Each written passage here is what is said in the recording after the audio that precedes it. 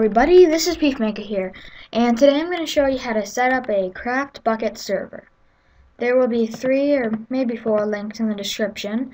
One to the Bukkit wiki, the other one to portforward.com, and the last one to Oracle, JDK, and JRE downloads. First, let's go to Java SE downloads. We're going to get JDK instead of JRE. I'll explain this later.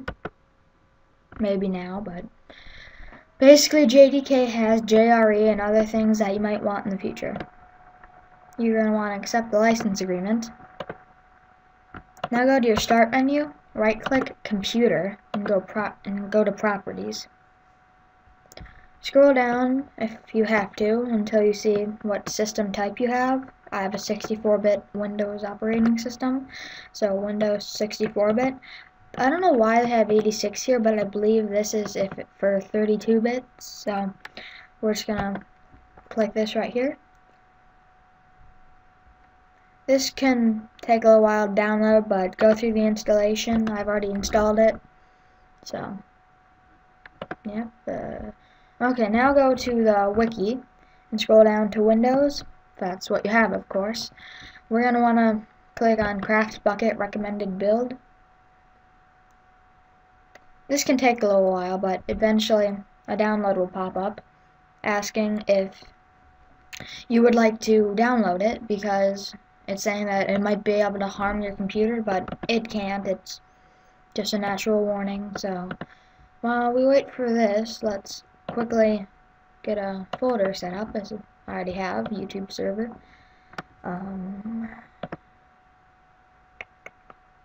Okay, so let's actually okay, here it is. You just click keep, wait for that to download. We're going to go to the server folder we have. Just want to bring this right into the server. And next, what you want to do is you want to right click, go to new, text document. Just doesn't matter what you name it for now. Go to open it, highlight this code that it lists under Windows, copy it, go back here, paste, and then file, save as, not save, save as, and we're going to save it as, let's save it as run, and we're going to have .bat right here. Bat basically is a Windows batch file, which means it can run Windows code. That's how it starts your server, by running this code right here. So now exit out of this, go back to here. You can delete the original text document. Okay, next we're gonna want to run this. It may not. Oh, make sure that you have JDK installed before, or JRE installed before you run this. Otherwise, it won't work. And make sure that the default for running it is a executable jar file. If it isn't, go to open, choose default program, open with, choose default program.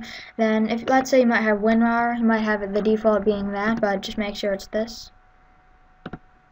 It should generate all these files. You might want to pause the video and make sure it's downloaded all of this, or created all of this, I should say. Next, you want to rename this file. I'll show you why in a second.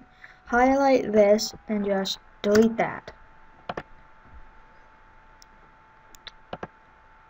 Alright, sorry. First, you're going to want to go to Windows Task Manager. Maybe it's Control-Alt-Delete, most Windows computers, or maybe all. I think it is. You want to go to Processes. Scroll down until you see something called Java. This automatically runs, I believe, when you first run the CraftBukkit jar file right there. Just right-click this and click End Process. And Process. And exit out of this, and now it should let you rename this to CraftBukkit. And as long as this is a executable jar file, you shouldn't have to rename it .jar, because then it'll think it's CraftBukkit.jar.jar. If this gives you any error, you might want to try that. So that's good, and you already have your worlds generated as well. So next we're going to learn about port forwarding. When you go to portforward.com, you can just click close, comes up with a donation ad. Port forwarding is opening a port that allows the Minecraft server to run through. So before we do anything on here, go to start and search CMD, which is the abbreviation for command prompt. Open that, and the cursor should already be there. Just type ipconfig. Hit enter, it'll bring up all this. Scroll a bit more towards the top. Now right here you should see default gateway. Put this number in the address bar. I've already put mine in before, so put your number. It'll ask for a username and password.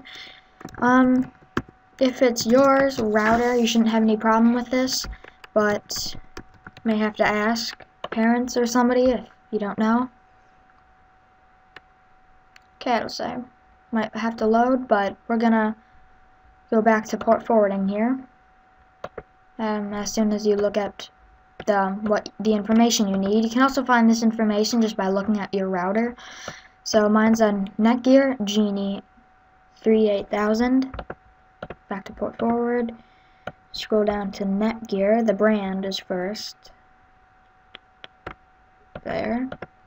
Choose router model. It's WNDR 38000.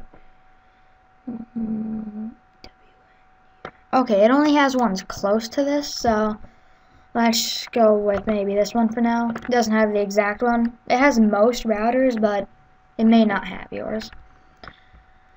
It'll give you your external IP address here. We'll talk more about that later.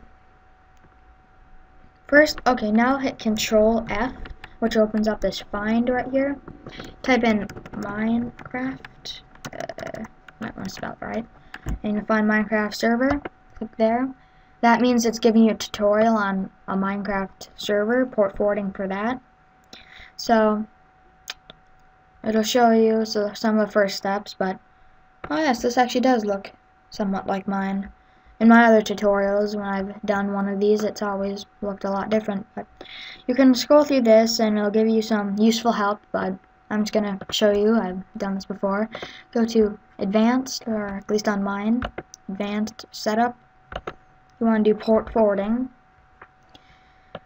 You want to add a custom service. Now, on some routers, it forces you to just do this twice. Make one of them a TCP and the other one a UDP.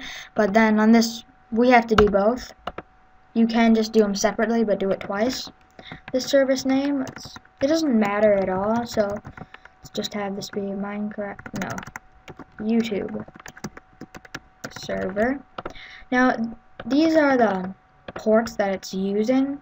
Just internal starting points, keep that the same. Now down here, you're going to want to find what device you have.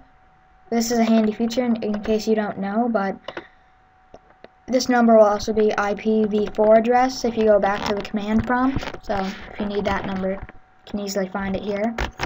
And now we're going to want to go back to our YouTube server. This is called a properties file.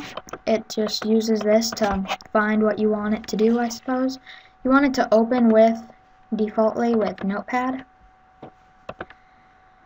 Okay, so you're always going to want the server IP right here just to be blank if you're going to port forward. And right here is the port. I've already done 25565 before on one of my other private servers. So let's just have this be 25515, for example. This doesn't matter as long as it matches what you're doing on the web browser, your router config, I suppose. So you can edit max build height, the whitelist. Let's make this true, so I can show you how to do that. You can look through all of these, max players and such. It's going to be a small server. This is something a lot of people will usually ask about, so command blocks, command dash block dash enable, I believe it is, and then you do equal true. That'll enable command blocks. A lot of people enjoy using these. Let's just have this be our first server. See if that works. Okay, now you can exit out of this. Now we got the port set up. Go back to here. You want that port right here, 25515. Doing them both right there. And then we're just going to click apply.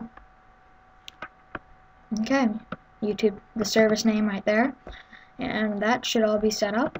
Okay, let's go run our server. It should say this.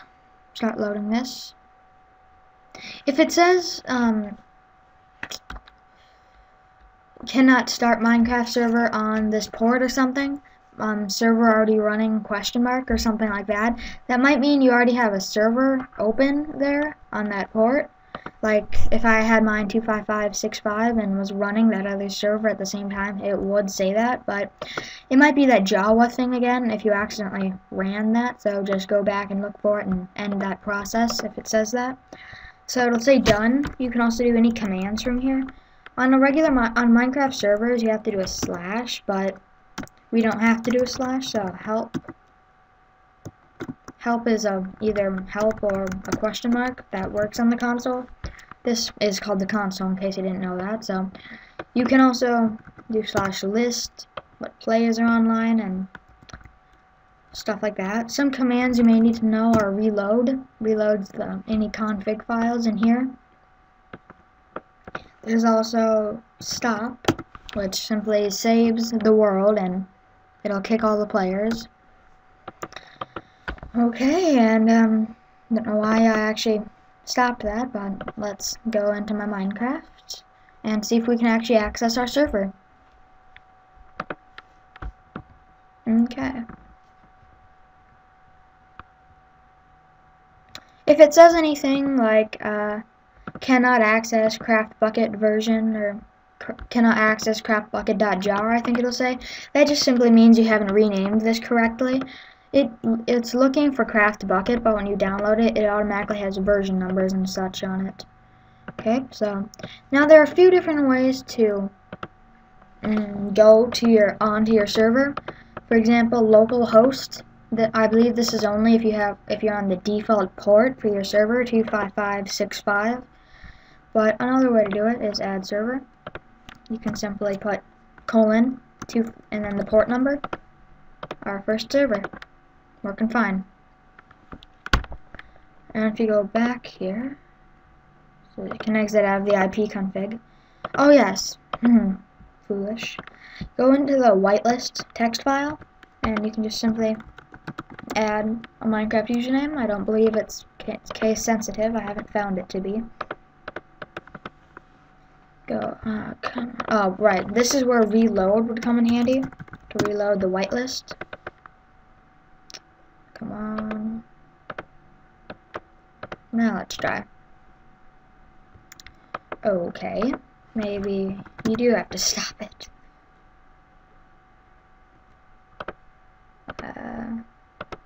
Okay. Let's see if it is case sensitive. Sorry about this. Now let's run the server again. This goes very fast, but after we get into plugins and other things, it may take longer to start up.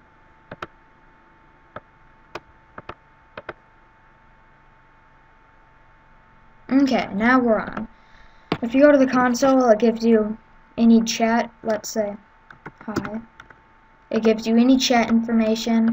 Even if I do command /help, it'll tell me I issued that server command. From here, you can also kick players.